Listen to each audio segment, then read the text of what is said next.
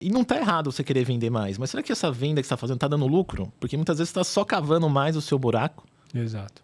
E aí você fala assim, pô, aumentei 50% da minha venda, tá? Mas você não olhou nada. Aí não, tem que contratar mais gente. Exato. Mas, pô, mas você tá contratando mais gente, não precisa contratar mais gente. Você tem gente ruim aqui dentro. Você tá querendo contratar mais 3? Coloca um bom que resolve o problema. E aí, quando você vende... Puta, legal essa discussão, hein? Vendas cura tudo. Será que isso é verdade? Não posso dizer que seja, não. Porque, cara, vou dar um exemplo final de ano, hein? Pandemia, voltando, ano passado voando, a gente cresceu muito, do nada apareceu um baita cliente pra gente fechar. Era um pouco maior do que o nosso tamanho. Um pouco não, bastante maior do que o nosso tamanho. Olhei pro meu sócio e falei, o preço, a gente orçou, chegou lá a oportunidade, vamos orçar. Orçamos. Aí eles entraram em negociação, vamos negociar, negociamos. E aí eles falaram, esse preço atende, vamos fechar negócio? Olhei pro meu sócio e falei, e agora? Agora já vai pegar, não vai? O que a gente vai fazer? Vendas cura tudo. Bora. Põe pra dentro. Põe pra dentro. Põe pra dentro. Essa é clássica. Foi essa a frase. Põe pra dentro. Essa é clássica. A gente se vira. Isso fez a gente precisar sair de... A gente tava com 84 funcionários que não eram... Que dentro daqueles 84 eu tinha muito trabalho de reciclagem de equipe. Que é o que você falou. Gente que não tá alinhada com a cultura, gente que precisa performar mais, gente que tá ganhando mais do que precisa, porque isso acontece também, né? Sim. A pessoa mais velha tá lá, vai tendo reajuste. Vai tendo reajuste, aí você começa a ver, a pessoa para de entregar e tal. É a lei invisível do mercado que de vez em quando precisa dar aquela chacoalhada e oxigenada no negócio. Então eu já estava num momento com 85 pessoas que eu já estava precisando fazer o quê? Olhar para a minha folha e reestruturar a minha folha. Trazer pessoas novas, às vezes fazer promoções ou adaptações de mudar pessoas de setores para fazer algo. Precisava dar uma chacoalhada na caixa, sabe? Para assentar melhor. Só que ao invés de eu fazer isso, a gente pegou um cliente que fez a gente precisar ir para quase 130 funcionários. Pô, então eu estava com 85 e precisei ir para 125, 130, deixando aqueles 85 que já precisava de uma repaginada. Bicho, eu nunca fui tão roubado na minha vida. A gente descobriu esses roubos efetivamente nesse primeiro semestre desse ano.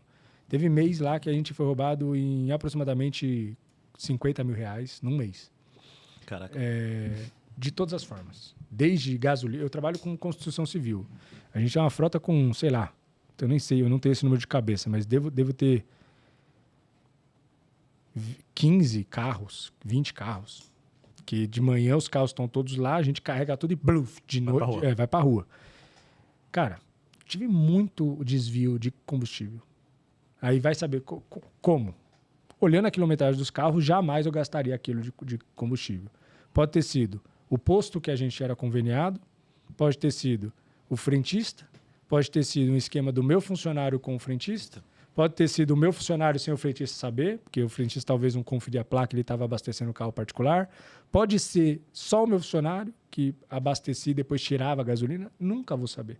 Só sei que, em termos de quilometragem e na correria, empresa voando, crescendo, todo mundo atrasado, porque a gente estava se adaptando àquele novo modelo de negócio, aquela nova estrutura. A gente perdeu o controle. Bom, perdemos dinheiro pra caramba em roubo. Aquele negócio nem foi tão lucrativo. Tivemos um processo trabalhista. A gente nunca tinha tido. Cara, construção civil é muito difícil não ter. A gente nunca tinha tido processo trabalhista. Nunca. 12 anos de empresa, eu não tinha passado ainda por um julgamento de processo trabalhista. Nunca passei. Nunca passou? Nunca passei. Então, Tiagão, tá tudo certo aí? Boa. Nunca tinha passado por um processo trabalhista. Eu nunca tinha passado. Tanto é que eu tinha um medo absurdo, porque todo mundo pinta o processo trabalhista como, o funcionário vai ganhar tudo que ele te pedir. Ele ganha, independente se está certo ou errado, você está fudido. Então, eu nunca tinha tido um processo trabalhista. E esse crescimento desenfreado que a gente teve e depois a redução, a gente passou por 3 processos trabalhistas. O que eu vi, inclusive, que não é um bicho de 7 cabeças, e eu perdi um pouco do medo. É legal falar com você que nunca passou. Porque eu tinha um medo, bicho. Não sei se você tem esse medo absurdo, mas eu tinha um medo. Então, sabe, quando eu tinha um funcionário que tinha feito todas as merdas possíveis na minha empresa, E eu ia ter que demitir ele quase que por justa causa, mas eu sabia que ele tinha um perfil que poderia me botar no pau. Sabe o que eu fazia? Eu dava tudo para ele, só para ele ficar quieto. E muitas vezes estava sendo injusto comigo mesmo, porque ele tinha dado bancada comigo e eu estava colocando panos quentes numa situação de que ele deveria se preocupar. Mas aí eu falava, se ele me pôr no pau, tô ferrado. Sei como é que é. E assim, da minha experiência, São Paulo, Fórum de São Paulo, os 3 juízes que eu peguei foram extremamente corretos, cara. E justo. Justo. Cara, eu fiquei contente com a justiça trabalhista pelos 3 processos que eu passei, porque os juízes foram extremamente corretos, cara. Funcionário pedindo coisa que não existe, falando que recebeu coisa que recebeu. E aí, quando o juiz vinha, aí a gente trazia todos os comprovantes. Isso é a importância de um bom DP também. Porque às vezes se você faz um registro, ó, você tá ferrado. Porque tudo que o funcionário fala, você tem que comprovar que ele que tá errado. Então, sorte que eu tinha um DP muito organizado, mérito do meu time lá, então parabéns. Então a gente comprovou tudo. E o juiz, quando via isso, cara, ele se virava praticamente contra o funcionário. Porque ele falava assim, amigão, você veio aqui, doutor, falava pro advogado dele, doutor, fala pro seu cliente que, pô, tá ocupando nosso tempo aqui falando um monte de coisa que no final tá aqui comprovado, tal. Então, eu tive até uma tranquilidade quanto a isso. E para concluir, vendas não cura tudo. Não cura tudo. Ao contrário, vendas às vezes é a doença. Dependendo do momento do seu negócio vender demais te enfia real no buraco. Eu, se desse para voltar atrás, não voltaria por causa que eu aprendi tanto. Sabe, esse último ano, Thiago, você não tem noção, cara. Eu quase quebrei no final do ano, cara. Quase quebrei por causa disso, por causa dessa obra, fluxo de caixa. Nossa, cara. Tinha muito dinheiro no mercado, muita conta a pagar. Meu, final do ano desse Réveillon aqui, 2022, 2023...